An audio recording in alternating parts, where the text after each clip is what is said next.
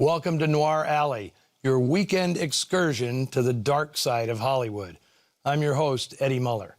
This week I have one of the 10 titles restored by TCM and the Film Foundation to commemorate Warner Brothers' 100th anniversary this year, an event the studio is celebrating all year long. It's a suspense story starring two women not typically associated with crime dramas. Ginger Rogers and Doris Day star in Storm Warning, released by Warner Brothers in 1951. Back in the 1930s, Warner's earned a reputation for socially conscious message pictures that were also exciting melodramas. Things like I Am a Fugitive from a Chain Gang, Black Legion, and They Won't Forget. This was, of course, in addition to all the gangster pictures that had social critique ingrained in them.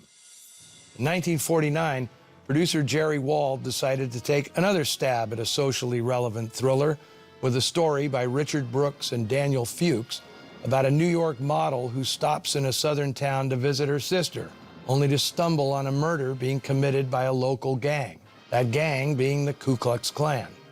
Back in 1937, Warner's had made the anti-Klan picture Black Legion, based on the murder in Michigan of a government worker, a crime for which 11 Klansmen were sentenced to life in prison. When Black Legion was released, the Klan sued Warner's for unlicensed use of its insignia, a suit vigorously tossed out of court. The Klan has always been an equal opportunity hate group. Jews, blacks, Catholics, liberals, and immigrants of all kinds have long been deemed its enemies. I mention this to preempt the criticism today's film will get for whitewashing the Klan.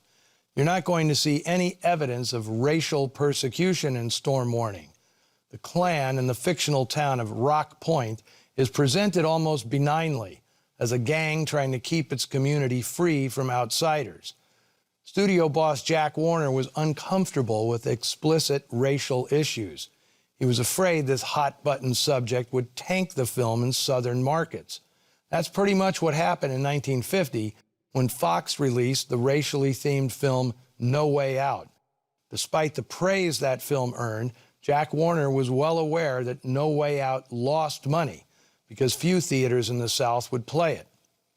Initially, Lauren Bacall was intended for the lead, a savvy bit of casting given she'd begun her professional career as a dress model, albeit more glamorous than the one in Brooks's script.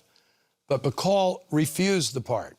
Her husband was no doubt nudging her to stand up to Jack Warner.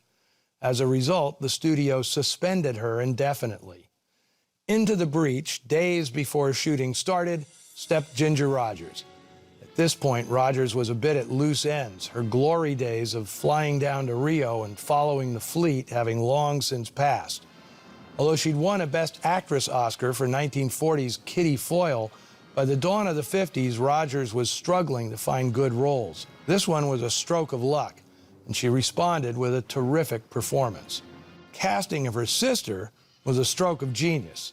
Doris Day was one of the studio's brightest newcomers, serenading audiences through charming musicals like Romance on the High Seas, My Dream is Yours, and It's a Wonderful Feeling. Here she plays a straight dramatic role, not singing a single note, in black and white, no less.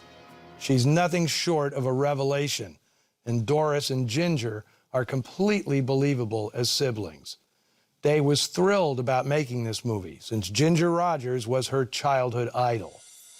Regular Noir Alley bad boy Steve Cochran plays Day's husband, proving that he could easily have understudied Brando in A Streetcar Named Desire.